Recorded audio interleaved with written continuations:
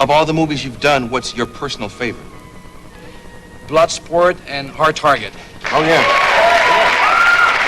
Hey guys, today's video is all about Hard Target. So hopefully you're a fan of Jean-Claude Van Damme, this movie, or even John Woo. If not, watch the video anyway. You'll probably want to end up seeing this movie after I talk about it. Oh, make sure to stay till the end because I'm going to be talking about the sequel, Hard Target 2. I'll give you my thoughts on it. This is really part one of a new 4-part series I'm doing. It's about all the Hong Kong New Wave directors that Jean-Claude Van Damme worked with. In fact, these were the first US films that they directed, and they were all with Jean-Claude Van Damme. There's a really great article from The Dissolve, and I'll link it in the description below. It's titled, How Jean-Claude Van Damme Became Hong Kong's Gateway to Hollywood. It mentions that between 1993 and 1998, Hong Kong New Wave tapped Van Damme to become their poster boy for their introduction into Western cinema. Jean-Claude Van Damme and Hong Kong go way back, by the way. He's actually resided there for several years and claims that it could very well be the best city to live in. Of course, JCVD would first come to prominence with the film Bloodsport, which was filmed in Hong Kong, and you could just tell he had a blast shooting there, and here's what he has to say about that. Why do you have this draw to Hong Kong? When I was in Los Angeles and a guy was trying to make it, it was a hard life for me, 5-6 years of it. My luck was that Bloodsport happened in Hong Kong, but normally it was made for Los Angeles. Finally, the movie was made in Hong Kong, so to come from this type of life to something like Hong Kong, I said, this is my place. It's my first movie, it's my first city, open 24/7 in '85. He would of course also star in Double Impact as well, which was filmed in Hong Kong a few years after Bloodsport. Going back to the Hong Kong filmmakers, Hong Kong New Wave, by the way, started in 1979. During the 1980s, the film industry really started to flourish in China. Many Chinese households did not have a TV at the time, and film served as a primary source of entertainment. Many of the New Wave directors had a Western-style education and thus were influenced by Western filmmaking and culture. The films of the New Wave stylistically lacked any sort of coherence between each other, but rather the term was used to make the distinction between new filmmakers and studio filmmaking. These films utilized new technology like synchronous sound, new editing techniques, and filming movies on location. This so-called new editing techniques part is key, as that would play a big part in the film I'm going to talk about today, which is Hard Target. And going back to the Western influence that Hong Kong New Wave encompasses, Hard Target's director, John Woo, loved New Orleans setting in Hard Target, as he wanted to make a movie look like a Western. Interesting tidbit, by the way, the film's writer had the story take place in New Orleans to give an explanation for Jean-Claude Van Damme's accent. Next time, be more careful when you show your wallet. Prior to directing any American films, John Woo gained a lot of popularity with the movies he made starring Chow Yun-fat. Many of you may have seen these, A Better Tomorrow, The Killer, and Hard Boiled, for example. Speaking of Chow Yun-fat, Hollywood would come knocking on his door in the late 90s, and he'd have a handful of US produced movies such as The Replacement Killers and The Corruptor. I'll do an entire different video on him in the future. Now, Hard Target was the first big Hollywood studio movie helmed by an Asian director. He's the #1 action director in Hong Kong. It's like the Steven Spielberg of action. And I brought the guy, the studio and I brought the guy in the USA, and I'm very proud to be the first one to introduce the technique of John Woo in America. He's incredible. What he's doing with the action. John Woo was first offered the job to direct by Universal Pictures chairman Tom Pollock after he'd seen John Woo's The Killer. 1989's The Killer made a run through Toronto, Park City, and Cannes film festivals, racking up critical accolades for its hyperkinetic action sequences and splendid excessive gunplay. You could say it made quite the killing. Prior to deciding to take on Hard Target, John Woo went through several scripts. He stated that some of them were good, some of them were very good, but the rest were simply martial arts movies, and he told producers that he had no interest in doing those kind of films anymore since he had already done so many of them already. One of these scripts was called Ballistic, by the way, which was written by Stephen D'Souza and David J. Chow. It was supposed to be a Warner Bros. Film produced by Oliver Stone and of course directed by the aforementioned John Woo. It's really a shame that it never got produced though, as it was set to star martial arts sensation Philip Ree, who was looking to build off the momentum he gained from doing Best of the Best. Make sure to check out my video on Philip Ree, by the way, which I'll link in the description below. Another one of the scripts John Woo was offered at the time was Face Off. However, he initially turned it down because he was turned off by the science fiction aspect of the story. He would of course later have a change of heart and the film would become his third US project, but only after the futuristic setting was changed to a contemporary one. Now, after Hollywood's interest in John Woo from 1989's The Killer, he would still direct 2 more Hong Kong films before finally coming stateside, 1990's Bullet in the Head and then 1992's cult classic Hard Boiled, which would see a sequel of sorts in the 2007 video game Stranglehold. It's a lot of fun if you guys haven't played it, definitely worth checking out.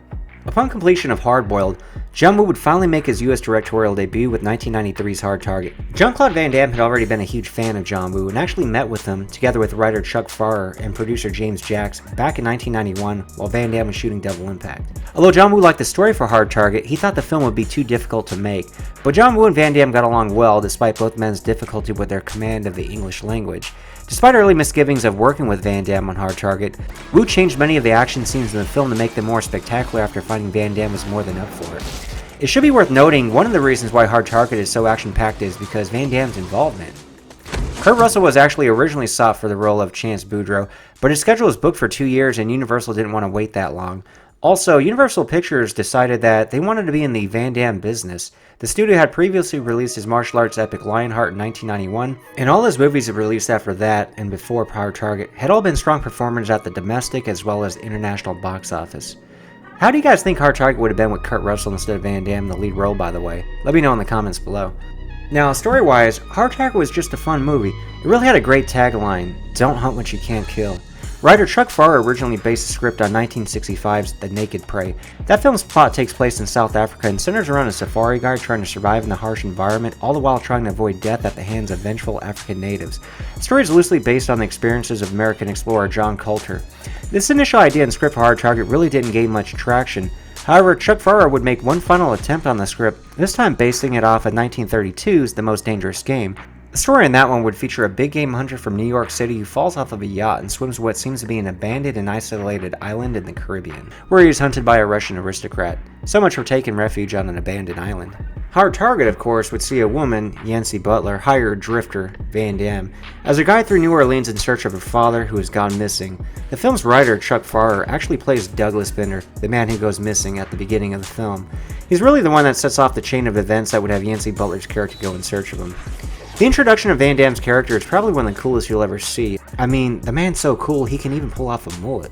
He helps her find out that her father was killed by an organization that sells the opportunity to hunt human prey. This organization is currently taking advantage of a police strike in New Orleans and even has a coroner in their back pocket. It's a really well thought out illicit operation. Chuck Farrer actually had some pretty good writing credits to his name outside of Hard Target. Prior to that film, for example, he had 1990's Navy SEALs with Charlie Tigerblood Sheen and Michael Biehn of Terminator 1 fame, Darkman in 1990 starring Liam Neeson, and after Hard Target he had Barbed Wire 96 with Pamela Anderson and The Jackal in 1997 with Bruce Willis. So, any great action movie needs a formidable opponent, and in Hard Target's case we got not one but two great memorable villains. Lance Henriksen plays Emile Fouchon, a wealthy sportsman who hunts homeless ex-soldiers for sport. Lance Henriksen accepted the role of Emile Fouchon, stating that he was a great fan of John Woo, noting that his earlier films were, quote, so creative, so balletic, and had this incredible philosophy in them. The violence was only a container for the philosophy. Now, John Woo let Lance Henriksen decide how big or small to play the role. Arnold Vosloo plays Pig Van Cleef, a collaborator and the right-hand man to Lance Henriksen's character. He said working with John Woo was an actor's dream come true. Arnold Vosloo's character name, Van Cleef, by the way, is a reference to actor Lee Van Cleef, who played a sadistic antagonist in The Good, the Bad, and the Ugly. Lance Henriksen and Arnold Vosloo had such great on-screen chemistry that one of the Universal Pictures executives stated that he wished he could have gotten the pair of their own film together. I would have loved to see that myself. It appears we'll have one last hunt after all, Pick. John Woo's original cut of Hard Target ran nearly 2 hours and focused more on the Emile Fouchon character. Jean-Claude Van Damme was not too happy about this and stated that moviegoers were paying to see a Van Damme movie, not a Lance Henriksen movie. So along with his editor, Van Damme locked himself in an editing room for 2 days and re-edited the film for the producers at Universal. This, of course, will not be the first time Van Damme recut a film. In fact, you could credit the real start of his career with taking this sort of action. It all goes back to Bloodsport. Long story short, the original cut was apparently a train wreck and Van Damme was devastated by it. Lucky for us, and for him, his recut version ended up becoming a cult classic that we all know today. Make sure to watch my top 10 amazing facts about Jean-Claude Van Damme video to get more insight into that whole thing. It's fact number 8 in that video, by the way. Going back to the editing of Hard Target, it wasn't just for the sole purpose of making this more of a Van Damme film. The original cut earned a NC-17 rating for violence and was actually resubmitted to the MPAA 7 times before it finally earned an R rating. A lot of the villains got shot up a lot more than what we see in theaters. There was also a disturbing scene of extremely graphic stock safari footage of animals being hunted and killed that was intercut with Fouchon playing the piano. Even after all those cuts were made, many critics called the movie the most violent film of the summer. One critic said it was only concerned with one thing: violence. Noted film critic Kevin Thomas enjoyed the picture and said the film's violence was no more explicit than the previous fall's Under Siege. Kevin Thomas, by the way, has long been a cheerleader of Van Damme and Seagal. The overall body count in Hard Target is 34, which includes this snake, by the way. Let me know in the comments section if you know of a Van Damme movie with a higher body count. During the production for Hard Target, John Woo was pressured by Universal to tone down the type of violence and body count that they had seen in his Hong Kong films. The overall production for Hard Target lasted 74 days, but was put on a tight schedule by Universal that only allowed 65 days of shooting time. Tight schedule aside, one of the difficulties for John Woo was dealing with the star power of Jean-Claude Van Damme, who exerted a great deal of control over the entire project, from script approval to filming all the way down to the final cut. For example, Van Damme would insist on having one of the cameras focus on his muscles at all times. This is probably why John Woo stated that Van Damme had, quote, a pretty big ego, but he's still professional and always tried to do a good job. Van Damme would also delay filming because he was often found on his phone trying to negotiate new projects. Van Damme was clearly ambitious and trying to strike while the iron was hot. Despite these difficulties, John Woo did not regret working with Van Damme and referred to him as a, quote, quite interesting guy. In Hong Kong, Woo says that the director is everything, and that's what he was accustomed to. Producer James Jacks recalls that although John Woo was not the most powerful person on the set, he was certainly the most respected. It should be noted that Universal was afraid that the limited amount of English John Woo spoke could potentially be a big problem on set. They actually hired Sam Raimi to oversee the entire shoot and would use him to replace John Woo if need be. Instead, Raimi would become Woo's staunchest supporter and even ended up getting into a shouting match with Universal executives. We're like face to face, like a manager and an umpire, you know, we're like, hey, we're not talking about it! I don't say what you're saying! Of course, since John Woo was not completely fluent in English, it took time for the cast and crew to get used to working with him. For example, it was tough for Woo to communicate the type of shot he wanted with cinematographer Russell Carpenter. To further complicate matters, Carpenter found further difficulty in filming just from a technical perspective, particularly when it came to the large gunfight scenes. He specifically mentioned the Mardi Gras parade warehouse scene in an interview, recollecting, "Just the lighting for a space like that, with all those strange shapes and shadows, was difficult enough." But John would then add further complication of wanting the scene shot from several angles at once, often with more than one camera moving. I think anyone who's seen this movie would say it was worth it. Extremely well done, highly entertaining action sequences. You're not just going to get that type of effort in any DTV fare, or even that technical mastery in a lot of theatrical release films. Lance Henriksen recalled that it was a gradual process that led the cast and crew to start seeing the film as a John Woo film rather than a Jean-Claude Van Damme film. However, despite that, Van Damme would still get what he wanted. For example, the film was originally to end with a boat chase, which was changed to a horseback chase at the insistence of the muscles from Brussels. John Woo would eventually get the film as Hollywood boat chase though, but it'd be several years later in Face Off.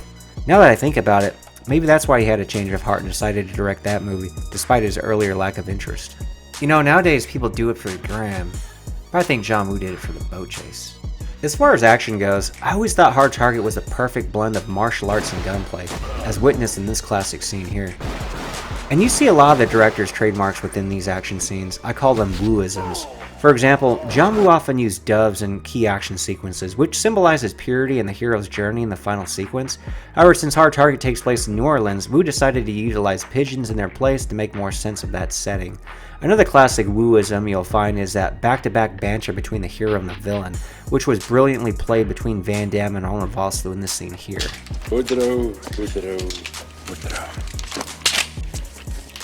I've been looking all over for you. You've been looking in the wrong places. It's good, because I know you wouldn't want to hurt my feelings. Also, another one of Woo's trademarks would be someone throwing another character a gun, and of course the use of dual-wielding pistols. Utilizing slow motion is another element John Woo likes to use, which works perfectly with Van Damme, as he is the king of slow-mo when it comes to his action scenes. Here's something funny. Speaking of slow motion, during the final battle, Lance Henriksen's coat accidentally caught fire. He never broke character though and continued acting the scene while pulling his coat off. This remained in the final cut of the film you see right here. During the initial test screening of the film, John Woo mentioned to the producer that they never did such previews in Hong Kong. Of course, the producer would ask him how he'd know if audiences liked the movie or not.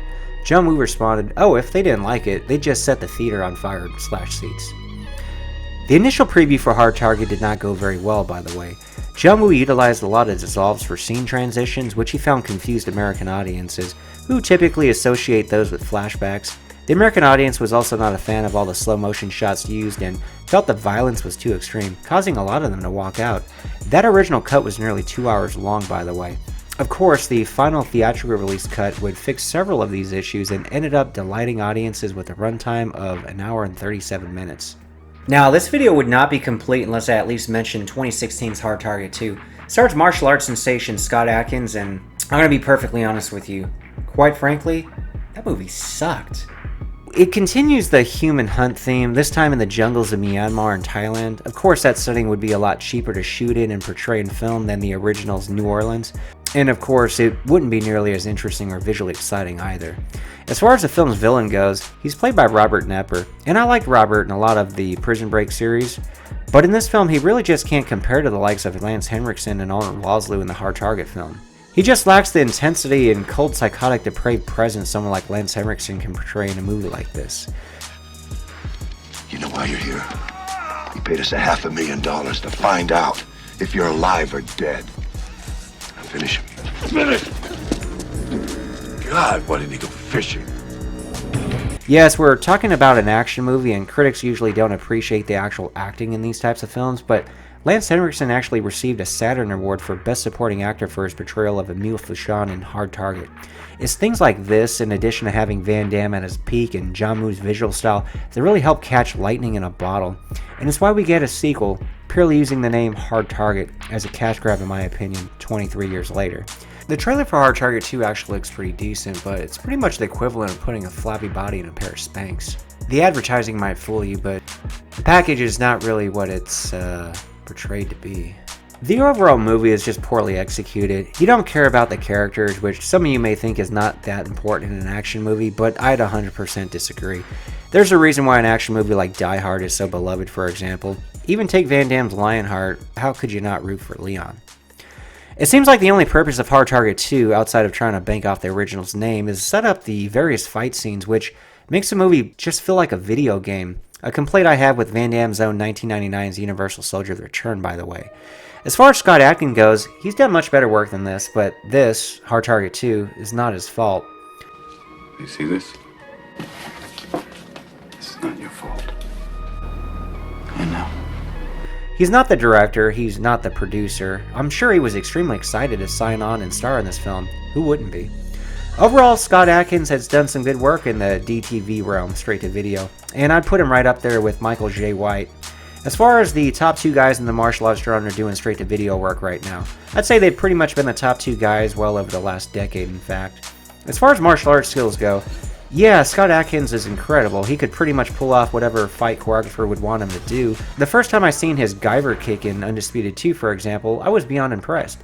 Now, as far as on-screen presence goes, he's just no match for Van Damme in my opinion. I mean, look at all the guys that came out during Van Damme's era that were consigned to straight-to-video fare, or even guys that had a small theatrical run. I've covered a lot of these guys in my video here. The top martial arts movie stars of the 1990s that weren't Jean-Claude Van Damme or Steven Seagal. I'll link that description below. In that video, I break down why a lot of them didn't end up gaining the overall popularity that someone like Van Damme had gotten.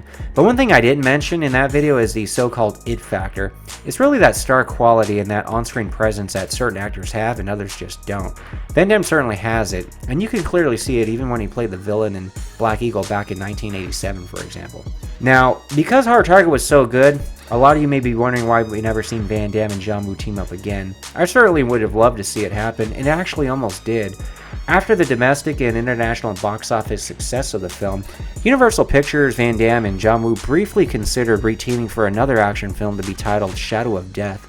This project would sadly never materialize, partly due to the difficult relationship between Van Damme and John Woo. Anyway, let me know in the comments section what you think about Hard Target. Hunting season is over.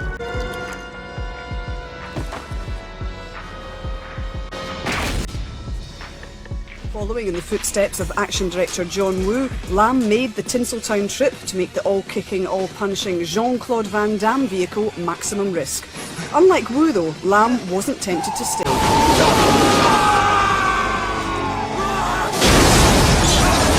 Gotta hurt! It's Hey guys, welcome to part 2 of this 4-part series where I'm going to talk about Ringo Lam and Jean-Claude Van Damme. They worked together in 1996's Maximum Risk will be the focus on this video, but I'm going to touch upon his other 2 films as well, so stay tuned. Prior to directing any American films, Ringo Lam got his start in comedy, a genre that he said he was never fully comfortable with, but they were jobs offered to him and he needed the money.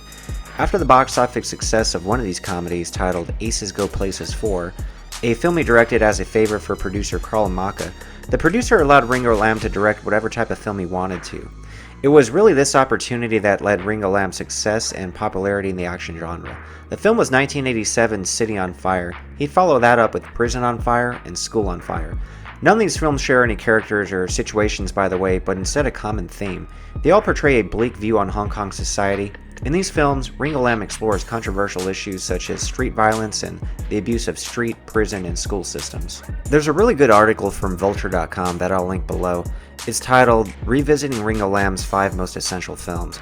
I'm glad Maximum Risk makes this list. This article says, when referring to Lam, he told stories of cops and criminals with stylized, hyper-violent aesthetic that made him an idol of Quentin Tarantino and the generation of genre obsessives that followed in his wake. A lot of people may not know this, but Tarantino's directorial debut, Reservoir Dogs, was inspired by and borrowed from Ringo Lam's City on Fire. Tarantino had said that Lam was a major influence on his work, telling the Baltimore Sun, "It's City on Fire, a really cool movie. It influenced me a lot. I got some stuff from it." Reservoir Dogs had several similar key plot elements and scenes, most notably the Mexican standoff near the end of the film.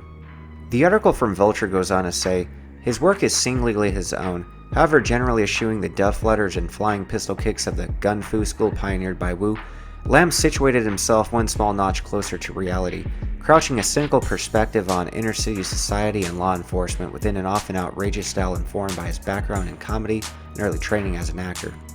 The contrast in styles between Ringo Lam and John Woo is clearly evident in their respective Van Damme films. For example, look at this action scene in Hard Target here.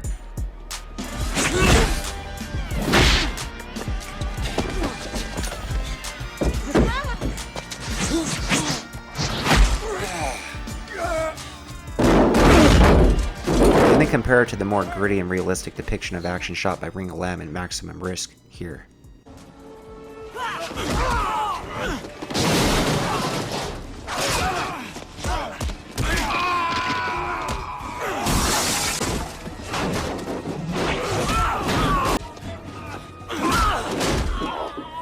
Like his contemporary John Woo, Ringo Lam often worked with actor Chow Yun-fat, which certainly helped his Hong Kong films gain popularity, as Chow Yun-fat was a big box office draw at the time. Unlike John Woo, who has said in many interviews that he preferred making films in the US as opposed to Hong Kong, Ringo Lam did not exactly feel the same way. He's a little more impatient and actually prefers the rushed nature of making films in Hong Kong.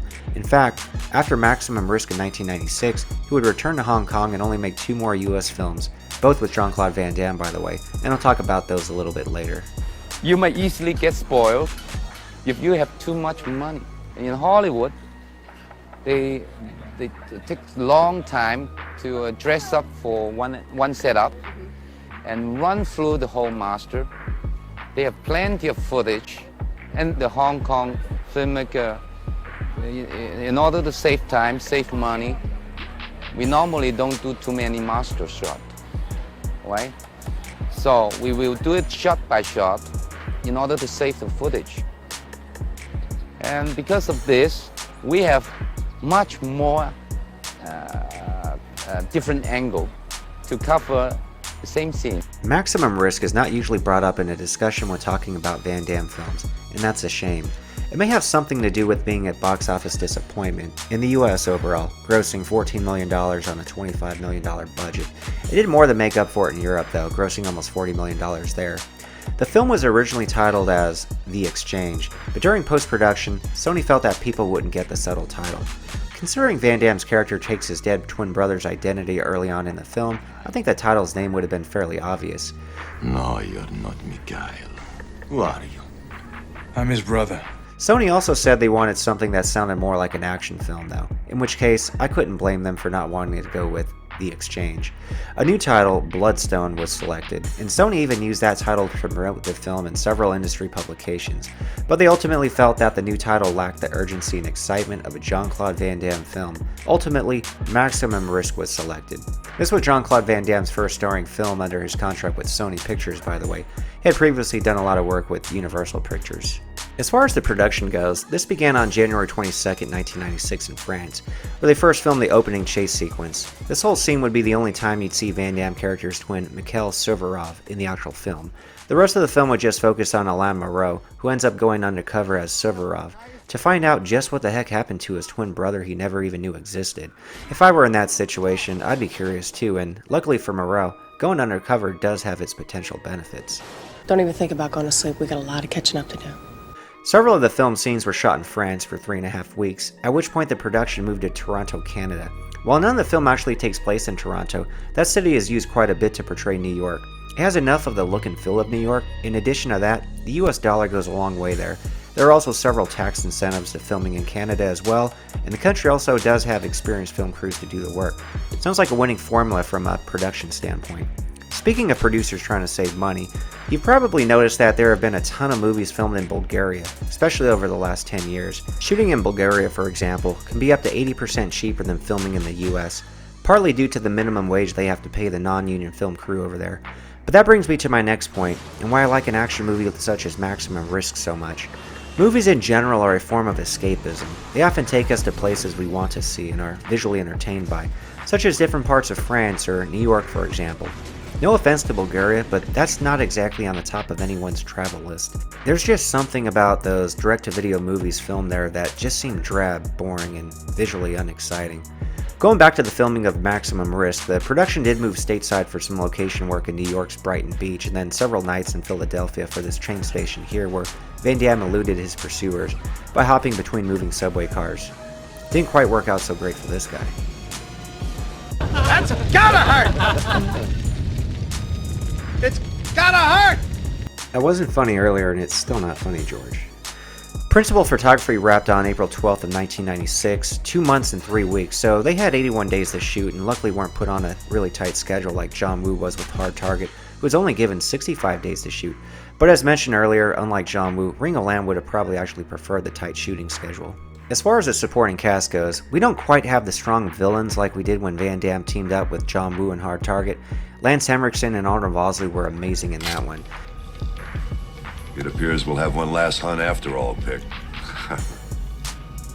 Instead, in Maximum Risk, we get this huge Russian guy named Redface, who Van Damme would tussle with not once, not twice, rather a whopping 3 different times. The actor that played him, Stefano Miltsakakis, is unfortunately no longer with us, and passed away in 2019 at the age of 59. Aside from Maximum Risk, he played the villain in several other Van Damme movies as well, such as 1989's Cyborg. We'd also see him in Lionheart, The Quest, as a Greek fighter. In real life, he's actually from Greece, and was even selected for the Greek wrestling team to participate in the Olympics in 1984. But a knee injury just prior to the event forced him to abandon his Olympic dreams. After Maximum Risk, we'd see him in one more Van Damme film, 2002's Derailed. The movie was really a train wreck, by the way. That movie literally makes Steven Seagal's Under Siege 2 Dark Territory look like Citizen Kane. Not to get off track, but Derailed was the Van Damme movie that made me question my undying support, not for the man, but for his movies.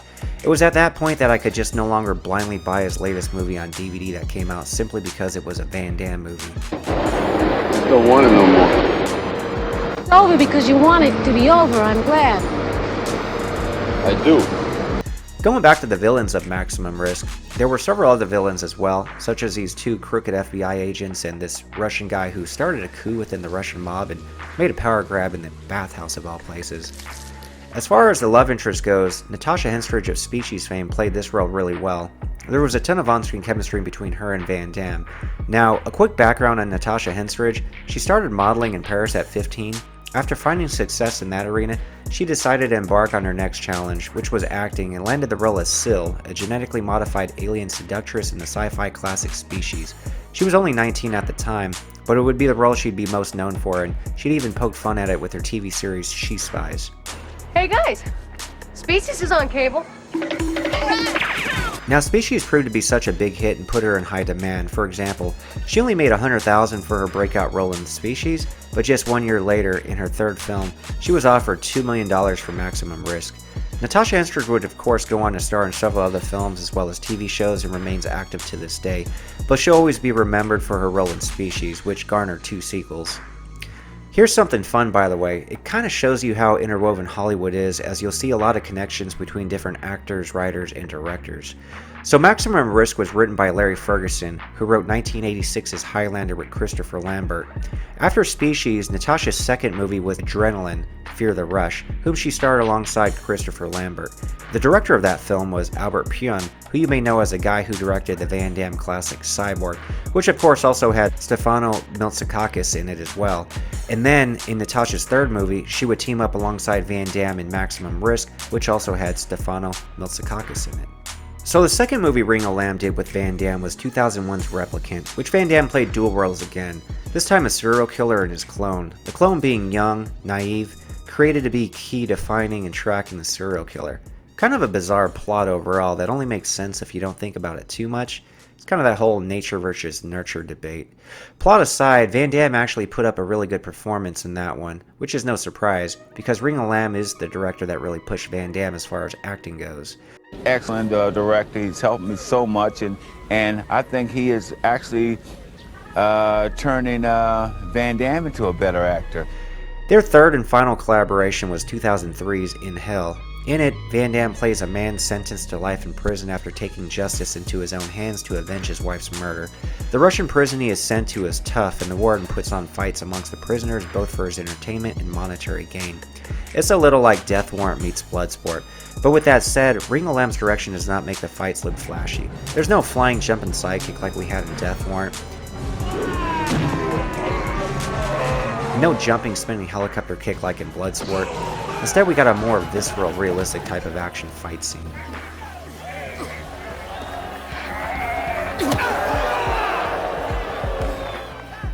Ringo Lam sadly passed away in late 2018 at the age of 63. Van Damme had posted about this on his personal Twitter account mourning the loss. After 2003's In Hell, Ringo Lam took a hiatus from filmmaking and stated that he wanted to spend more time with his family and, quote, above all, to observe people and learn more about them. I want to seek resources, material, and subjects that were worth making films into. In 2007, he co-directed a film called Triangle along with Hark and Johnny To. Lam stated that his story in that film represented a metaphor of his attitude towards filmmaking, that it was always a love-hate process. 7 years later, in 2014, he would direct Wild City and stated that he would like to make films that allow him to express himself. He said, "It's a device for me to unburden myself, to get things off my chest, and also mirror to learn about myself through film I made. I don't make films for money anymore." It sounds like he really just needed more fulfillment in his life, and I hope he was able to get it prior to his passing. In 2015, he attended the New York Asian Film Festival and was a recipient of the Lifetime Achievement Award. His last film would be 2016's Sky on Fire, which completed his whole On Fire series. Sky on Fire was the bookend to a great career that really began with 1987's City on Fire. Although he is no longer with us, his films will continue to inspire new directors and entertain audiences. I saw Reservoir Dog. Definitely, that is a very good movie. Tarantino once he watched City on Fire. He got the story concept, was the character concept. Yeah, no big deal. Very natural. What is the movie about? It's a long story, man. Nice, it's action. Boy, that'll sell tickets. Unlike Van Damme promoting that film on David Letterman, I'm going to tell you guys at least a little bit about this movie. Actually, I'm going to tell you a lot of it. So this is part 3 in a 4-part series I've been doing about the new wave Hong Kong directors that Van Damme first worked with. Got their first film produced here in the United States, partly due to him. Today we're going to be talking about Double Team. Now, it's definitely one of the more unique, bizarre films that Van Damme made, but it should be no surprise considering its director, Hark. A lot of other guys on YouTube say his name Tsui, but they're wrong. Hark has always had a passion for film and began making experimental movies with an 8mm camera when he was only 13 years old. He graduated from the University of Texas in Austin with a degree in film. Has directed several influential Hong Kong films such as Zoo Warriors from Magic Mountain, starring nobody you probably heard of. In Biao. Bridget Lind, Damien Lau, Moon Lee, Judy Ong, Adam Che, and Sammo Hung. Okay, well, maybe you heard of that last guy, and we'll talk about him a little bit more later on. Once Upon a Time with China with Jet Li, and Twin Dragons with Jackie Chan, to name a few. He's actually got 50 directing credits to his name. He's also a prolific writer with nearly 50 writing credits, and is known to be a very involved, hands-on producer, but not in the inappropriate Harvey Weinstein sort of way, but rather more from a creative aspect angle. Some of the bigger movies he produced were A Better Tomorrow, A Chinese Ghost Story, and The Killer, which was a movie that really put John Woo on the map as a director. He's viewed as a major figure in the golden age of Hong Kong cinema, and is considered by critics to be one of the masters of Asian cinematography. He's also acted in several films as well. One of the more notable ones was 1985's Yes Madam, which just happens to be Cynthia Rothrock's first movie and Michelle Yeoh's third. For his many contributions to Hong Kong cinema, Chow Hark received the Star Asia Lifetime Achievement Award at the 2011 New York Asian Film Festival. He's quoted as saying, "Emotion is the most essential element in my films. By taking many shots from different angles, I can bring out the emotions of a scene. Sequence's tempo can be controlled by sharp editing and by paying close attention to camera operations." Choi likes to go on every movie, likes to change his directing point of view, which is difficult. It's a challenge against yourself. The camera move, very unusual, like MTV, disturbing, but good. Double Team was written by Dan Jacoby. Aside from Double Team, some of the more notable scripts he wrote were 1990's Arachnophobia and 1998's John Carpenter's Vampires. Lead vampire villain Valak, by the way, was played by Thomas Ian Griffith, a great martial artist whom I've covered in a previous video. Make sure to check that one out when you get a chance. I'll link it in the description below. The original spec script for Double Team was titled The Colony. There's a lot of interest in it, and Dan Jacoby ended up selling it in the $1 to $1.5 million range. Not a bad way to earn a buck. The story was set on an island off the coast of Greece that serves as a safe haven for CIA agents who've blown their cover. It's centered on a man wanting to escape the island in order to seek revenge on his arch nemesis. Jean-Claude Van Damme thought it was a great script. However, it was extensively rewritten when Dennis Rodman got involved, and the changes made the final movie cartoonish. First of all, the script of Double Team. The name was Colony. Great script. And it did change and change and change. It was a very good movie. But the script changed a lot. It became different. It became more cartoony. So what did the story end up becoming?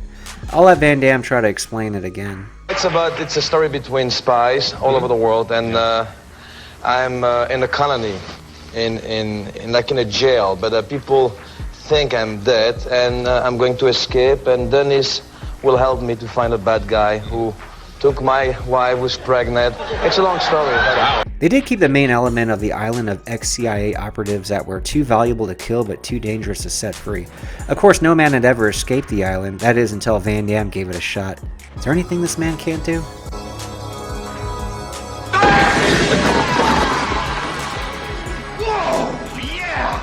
As far as the movie becoming cartoonish, I definitely see where that's coming from. For whatever reason, they thought it was a good idea to include all these basketball references. Offense gets the glory. But defense wins the game. Hey, watch your head! Now that's what I call hang time! The other screenwriter on the film was Paul Moniz, but I'm not sure if he's the one to blame for the bad jokes.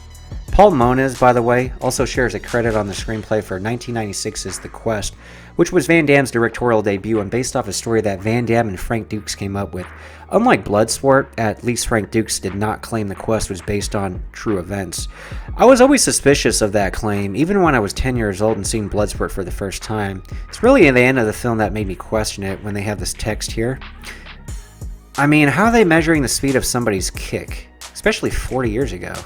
As far as the production for Double Team goes, it was filmed all across Europe, on location in Antwerp, Belgium, Nice and Arras, France, Rome, as well as Italy.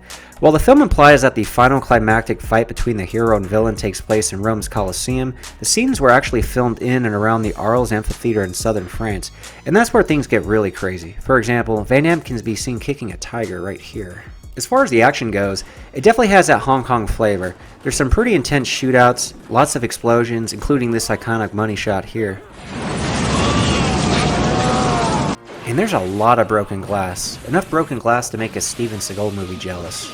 The fights aren't quite the typical Van Damme fare. Unlike John Woo's Hard Target, where Van Damme's fights look very recognizable and gave audiences what they expect out of a Van Damme film, rather, they were more frenetic and fast-paced in this one. There was actually a really good fight scene against this guy here, who even pulls out a page from Van Damme's own playbook, with a foot knife, which of course was iconic with Van Damme in his movie Cyborg.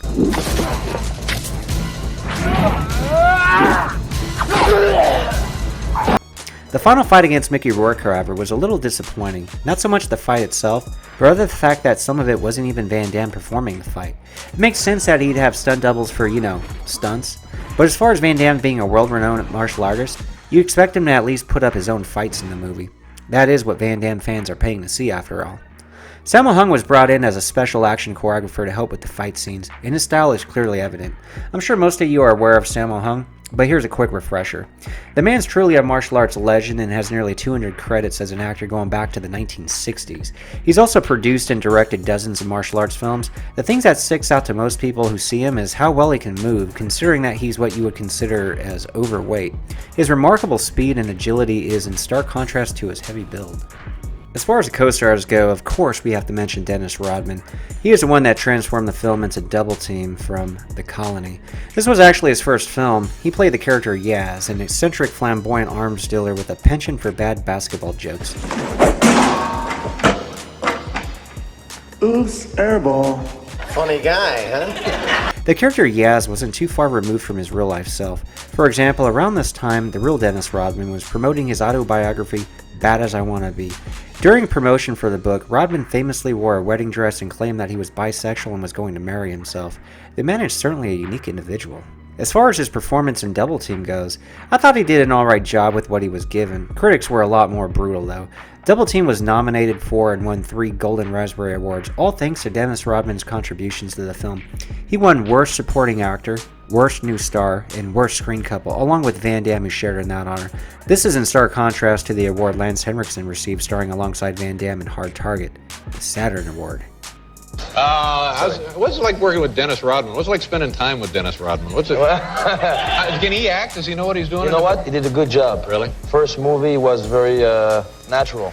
A couple of years after Double Team, Dennis Rodman would get his own movie vehicle to be the lead star in, titled Simon Says. It happened to be another action comedy, but this time instead of being the arms dealer, he played an Interpol agent attempting to thwart the deadly plans of a crazed arms dealer.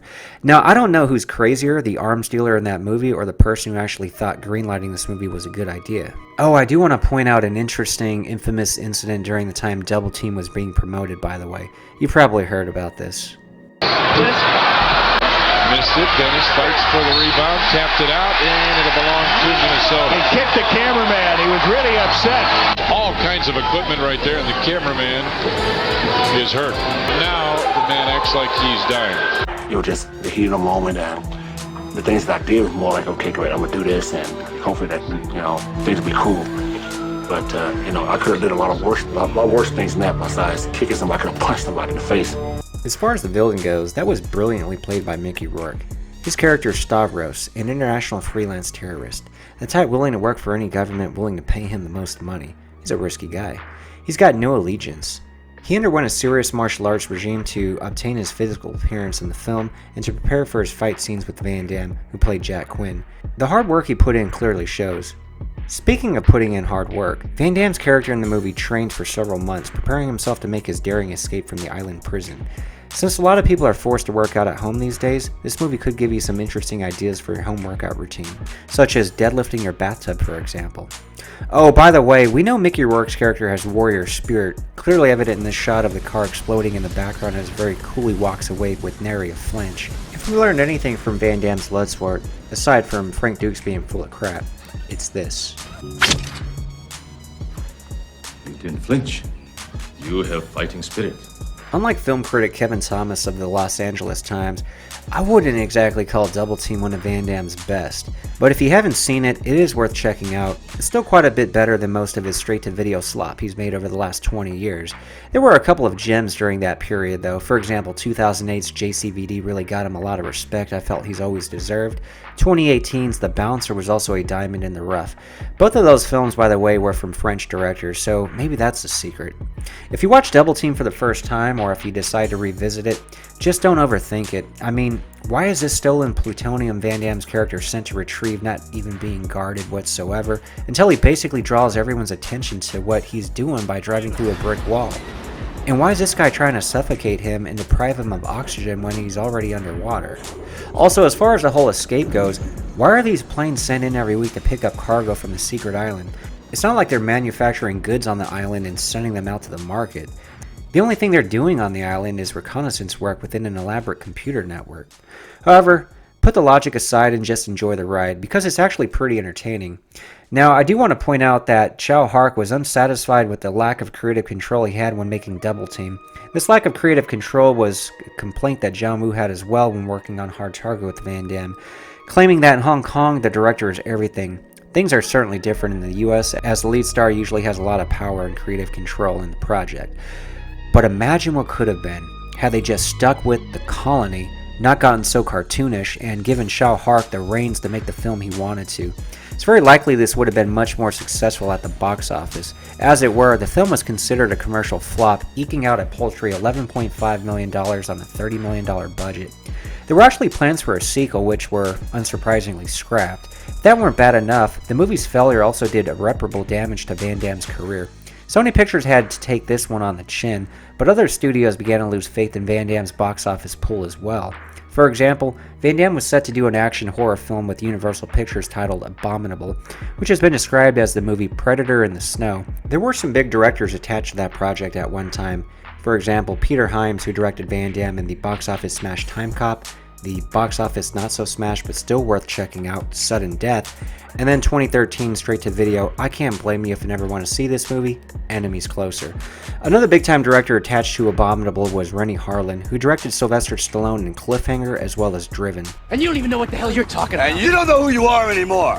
Despite that great line, the movie is not about an amnesic Formula One driver. However, Universal ended up canceling that project altogether, as it would have been quite costly to produce, and with Van Damme's star power on the decline, it wasn't worth them taking the financial risk. But anyway, what do you guys think about Double Team, by the way? Let me know in the comments below. Is you and Dennis Rodman here? Okay. And well, no, what do you mean okay? What are we gonna see? It ain't the whole movie. You thought we were gonna show the whole movie? No. He says, okay, get your popcorn. Here it is.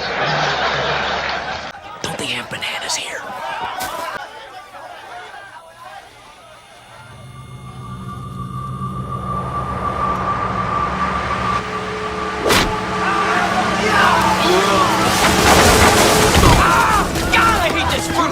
Hey guys, welcome back. We're finally here on part 4 of this 4-part series of the Hong Kong New Wave directors that Jean-Claude Van Damme first worked with. They had the first US produced film with Van Damme, of course. Similar to part 3, part 4 is going to be with Hark, but this time the film Knockoff. This is an interesting double box set, by the way, because on one end you get Knockoff, and on the other you have Nowhere to Run, which this critic says it's the best Van Damme film to date. I don't know if I'd go that far, but it's pretty good, and I'll do a future video on that.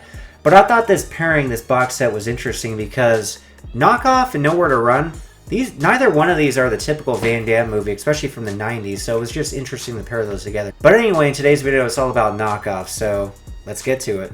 I remember when I first seen Knockoff in the theater. The opening seemed cheap and low budget, but at least the rest of the film didn't share that same cheap quality to it. It wasn't really a good first impression though. But now that I think about it, and I'm probably thinking too much into this, but maybe they tried to initially give the fill-in impression that this film itself was a knockoff, a cheap imitation of what we usually expect out of a theatrical release Van Damme film. Look at the opening title, for example. Now compare it to something like Hard Target. I'm probably overthinking it. Speaking of overthinking it, I do want to point out this really interesting article that someone posted a link to on one of my other Van Damme videos, and I'll put that link in the video description below.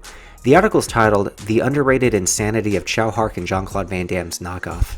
Just to quickly summarize the article, it really just breaks down how and why the movie Knockoff is actually quite genius. I think a lot of people would categorize it as so bad it's good, myself included. But I just recently watched it again prior to making this video. I definitely appreciate it more now than when it came out. Van Damme and Rob Schneider actually had pretty good on-screen chemistry together. Apparently they, along with co-star Lela Rochon, would spend time together around Hong Kong when they weren't shooting the film, so they really got a good chance to get to know one another. Jean-Claude and Rob and I, we all go out because we're sort of playing this trio, you know, and we really got to know each other and have fun and enjoy Hong Kong. And this bond they developed translates well into the film. As far as the co-stars go, Rob Schneider really put a lot of thought into developing his character. I think that the CIA was challenging, but I think he found the fashion industry more exciting. Actually, he seems to play the exact same guy in everything he does, which is fine, because he does manage to provide some pretty good comic relief here. That'll make you chuckle. This is obviously between you two, so if you can aim at him. Which is great, since we couldn't get anything nearly as amusing out of Dennis Rodman in Double Team. Oops, airball. Some of Van Damme's lines feel stilted and forced, though. Eddie! Hey, Chrome Dome. Just back from Tokyo, huh? You son of a bitch. While others are played quite well. His brother is the biggest mobster in Hong Kong. Hey, he's not his brother, that's his cousin. Just stop being an old lady. Speaking of Van Damme's lines, and I'm referring to the white powdery ones now, there's actually an interesting dichotomy going on here with how intense he is at times. There were nanobombs! As contrasted with how laid back and relaxed he is throughout the film. The funny thing is that it totally works for this movie. At the same time, I'm not sure if he could have pulled it off if he wasn't on coke. This film was made during the time Van Damme was known to be riding the so-called White Dragon. In fact, Van Damme has even suggested that he was so coked out at the time, he doesn't even remember filming Knockoff. People tend to be very talkative and energetic in that state. I don't think his performance would have been quite the same otherwise. While the film never alluded to his actual character, Marcus Ray, as being a cokehead, I don't think it'd be too far-fetched to imagine a guy in the fashion industry who has ties to counterfeit products and Hong Kong gangsters to be involved with drugs. So, in a weird way, his addiction at that time in his own life, although negative and destructive overall, actually benefited his role in this movie in my opinion. With that said, I of course wish he never got involved with that lifestyle because he was always a role model to me, and I'm sure millions of others, and it did actually end up hurting his career. But at the end of the day, nobody's perfect, and I've always just decided to focus on all those positive things he's done, which still makes him someone to cheer for and be inspired by. As far as Lela Rochon goes, she was a pretty big star in the 90s, and outside of Knockoff, you'd probably recognize her in Waiting to Exhale. Interesting trivia is that both Jean-Claude Van Damme and Lela Rochon both appeared in the 1984 movie Breakin'. This was the first Hollywood movies both actors first appeared in. They had small roles as background dancers and were uncredited. How cool is it though that 14 years later, they'd be the stars in this large Hollywood production? Knockoff had a $35 million budget, by the way. Jet Li was actually supposed to play a role in this one too, as a character Inspector Han, but he turned it down last minute in order to do Lethal Weapon 4. That ended up being a great career choice on his part, as Lethal Weapon 4 was such a huge hit, unlike Knockoff. It really ended up doing a great job of introducing American audiences to Jet Li, which would lead to a string of lead roles in Hollywood productions during the early 2000s. That'll be the subject of a future video, by the way. As far as Knockoff's director goes, Chow Hark is widely regarded as a pioneer in Hong Kong action cinema. After having made his first US-produced film Double Team with Jean-Claude Van Damme, which he shot in Europe, mainly Belgium, France, and Rome, he longed to return to his native Hong Kong, where he could make a film in the raw style he was used to. Now, I do want to point out that Chow Hark was unsatisfied with the lack of creative control he had when making Double Team. This lack of creative control was a complaint that John Woo had as well when working on Hard Target with Van Damme, claiming that in Hong Kong, the director is everything. Van Damme said, "When you are making a film in Hong Kong, people are more focused on getting the job done, and all trivial politics that exist on a Hollywood set are thrown out the window. There is no complaining on the set, and the crew is efficient and hardworking with non-stop endurance." It definitely seemed like with his second outing with Van Damme, Chow Hark had a lot more creative control than he did with their previous effort, Double Team. This is evident in the overall look and feel of Knockoff, which is definitely not something US audiences would have been accustomed to seeing, outside of fans who just happen to be exposed to those types of films. Knockoff, like much of Hong Kong cinema, was highly energetic and highly imaginative. Take for instance the scene where Van Damme and Rob Schneider had to escape this fruit warehouse. Like the movie Double Team before this, we have to give credit to Hong Kong superstar and director Sammo Hung for choreographing the fights in this one. He also worked as a film's second unit director. One of my favorite fights in particular was a scene in the parking garage here.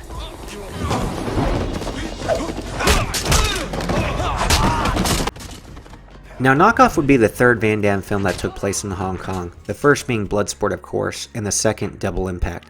But Knockoff would be the only one of the three that made you feel like you were a part of Hong Kong as opposed to merely a visitor. A lot of this has to do with Chow Hark's direction. I try to make this camera movement as free as possible. Maybe it's because of the environment, the space in Hong Kong is very narrow and very small. So it would give us a kind of lunatic tendency of going through everything to set our vision free from the restriction. Speaking of camera work, Hark really does a great job at framing several of the shots to help enhance and invoke more emotion out of a scene. Take this shot for example when Van Damme and Schneider are about to be chastised by Lela Rochon's character, a company representative sent in to help straighten up the business. She's really got them by the neck. And when the actual chastising begins, look how much larger and powerful she becomes as we see them from her point of view. There are a lot more interesting and somewhat bizarre, borderline questionable, but at least visually appealing shots throughout the film, such as this point of view shot from the foot, and this interior of a knockoff shoe coming apart at the seams here. There's also a shot of a bullet through a soup can here. If there's one thing you're going to get from Knockoff, it's definitely going to be a unique visual experience. Hark is truly a great visual storyteller, which should be no surprise since his first foray into filmmaking was with experimental films. Van Damme and Hark working together again would only be one of a number of notable professional reunions on this film. For example, Hark would re-team with producer and wife at the time, Nansen Shi. The husband and wife team previously made 1985's Shanghai Blues, an award-winning film that had been screened in over 20 international film festivals. Van Damme would re-team with screenwriter Stephen E. D'Souza on Knockoff as well, which is a guy who wrote and made his directorial debut with Van Damme on the movie Street Fighter a few years prior to this. Stephen E. D'Souza established his reputation as a writer who could juggle both action and humor. He's one of only a handful of screenwriters whose films have earned over $2 billion at the box office. Some of the more notable films he's written, a little film you may have heard of, Die Hard, as well as its sequel, Die Hard 2. He also wrote Commando and The Running Man, of course, with Arnold Schwarzenegger, and 1995's Judge Dredd with Sylvester Stallone, which Rob Schneider also played a sidekick in that one as well. Stephen E. D'Souza once told a magazine writer that he could die then and there, and you probably wouldn't know for 2 years because there were so many projects that were going to be released that still had his name.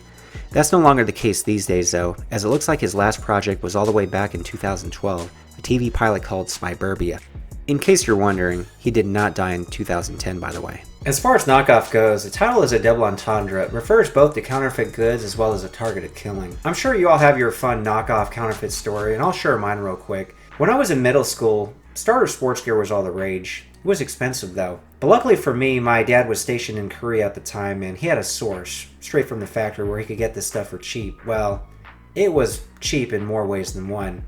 Anyway, I thought I finally had something cool to wear and I'd win over my peers with, but instead I was made aware of counterfeit goods and suddenly those clothes weren't so cool. This was the 90s by the way, so it's not like this was common knowledge, especially for somebody in middle school. There was no internet, there was no way to look up any of this stuff. It's truly the dark ages. How did we live back then? I mean, there's no record of it, at least online. And you know what they say, if it's not on Facebook, it never happened. As far as the actual movie goes, let's ask Van Damme what it's about. It's like a 48 hours in Hong Kong with a Chinese flavor and a great guy. On second thought, let's ask Rob Schneider instead. It's like Die Hard in a skyscraper. Wait a second, Die Hard wasn't a skyscraper. I'll just tell you what it's about. It's about life. You had your chance, Van Damme. I'm going to tell him now. Van Damme essentially plays a fashion designer who has to team up and join forces with the CIA in order to combat terrorism by way of circumventing the placement of nanobombs within counterfeit products that are shipped worldwide. There were nanobombs! If you think that storyline sounds a little out there, remember in his previous effort, Double Team, Jean-Claude Van Damme was fighting Mickey Rourke in a Roman Coliseum while a tiger's on the loose and there are landmines, and Dennis Rodman was on a motorcycle. Here's an interesting side note by the way. Van Damme actually briefly played a fashion designer in real life. In 2001, he had his own clothing line called Damage 7, exclusively at high-end London retailer Harrods. The clothing line was full of energy and vibrant colors, much like the movie Knockoff itself. There are green explosive flames in this movie for some reason. Knockoff was set against the handover of Hong Kong to China and was shot during the actual return itself, a highly unusual example of fact-meeting fiction. Hong Kong was under British rule from 1841 to 1997, by the way. Producer Nansen Shi said, "It was incredibly exciting to be in Hong Kong during this amazingly historical time with the changeover happening right in the middle of our shooting schedule. We were thrilled and honored to be the only Western film allowed to shoot in Hong Kong while the territory was in such transition." Jean-Claude Van Damme is quoted as saying, "The combination of Knockoff in Hong Kong is like Blade Runner on Earth." Wait a minute. Blade Runner takes place on Earth? I'm just as confused as Arsenio Hall was in this totally unrelated but amusing interview clip. Pay special close attention to his reaction, by the way. If you have all those children and you don't tell them the truth about real life and you hide them in a rosy world, it can be very dangerous for them later. They have to know if they go in downtown LA with money in their hands and showing that, we can have some trouble. So you have to teach your children to go to some place and not to go to some place. It's so simple. Yes, you're a regular E.E. Cummings. Like Maximum Risk, Van Damme was up against the Russian mob in Knockoff. While Maximum Risk also had crooked FBI agents, this one had crooked CIA agents. But that's where the similarities end. While Ringo Lam's Maximum Risk was more realistic and gritty, Knockoff, like Chow Hark's previous effort with Van Damme and Double Team, is just over the top zany. Ringo Lam has been described as the Martin Scorsese of Asia, while Chow Hark is fantastical and described as the Spielberg of Asia by everyone except Jean-Claude Van Damme. Chow is more like the George Lucas of Asia. You know what I'm saying? More fantasy. Film critic and Van Damme cheerleader Kevin Thomas of the Los Angeles Times called Knockoff Van Damme's best film to date and said it has crossover appeal due to its humor. However, despite Kevin's glowing endorsement, Knockoff ended up being a dud at the box office. With the poor performance of Knockoff as well as Van Damme's prior film Double Team, his next project, Legionnaire, wasn't even given a theatrical release. Instead, it debuted straight to video, which was unheard of for a Van Damme release at the time. Van Damme would get another shot at box office glory soon after in 1999 with Universal Soldier: The Return, which I remember seeing in the theater, but was disappointed. As much as I wanted to like the film and support Van Damme and see him succeed, hoping he'd continue his theatrical run, it just wasn't any good. The director was a stunt coordinator for one, and the film felt more like a video game. The original Universal Soldier was excellent, by the way, directed by a real filmmaker, Roland Emmerich. This is a guy who'd give us huge blockbusters like Independence Day with Will Smith, for example. The original Universal Soldier did a great job of weaving in an interesting plot in its sci-fi action package, sprinkled in a little humor, and even humanized Van Damme's brought-back-to-life automaton super soldier character. Overall, you could really say the late 90s was the end of an amazing era. With the 1-2 punch of Knockoff and Universal Soldier: The Return, Van Damme's career would never be the same. But it wasn't just Van Damme who was falling off. Audiences were losing interest in all the big names that ruled the action genre in the 80s and 90s. Steven Skull movies were starting to go straight to video, for example. Arnold Schwarzenegger and Sylvester Stallone would last a little bit longer in theaters, but not much. Stallone kept on working at it and gave us straight-to-video releases such as I See You, Avenging Angelo, and Shade. He would of course finally be able to emerge from this straight-to-video slump in the 2006's amazing Rocky Balboa. Leave it to Rocky, the great underdog, to give Stallone the comeback he needed. Arnold clearly seen the writing on the wall and decided to take a different route altogether. Instead of being consigned to straight-to-video purgatory, he decided to rule the great state of California instead and became its governor. He would of course later re-emerge back in theaters once Stallone got audiences reinterested in these action icons again by dusting them off the shelf and making the ultimate action fan's dream project, The Expendables, in 2010. Van Damme would of course get his chance to re-shine in theaters worldwide with his role as the villain in the sequel to The Expendables in 2012. It was a brief reminder of what audiences had in the 90s, and it was a real treat to see Van Damme and Stallone battle it out, mano a mano. I'll man you up. But let's not stray too far off course, as this could be a topic for an entirely different video. What I want to know is, what do you honestly think about Knockoff? Let me know in the comments below.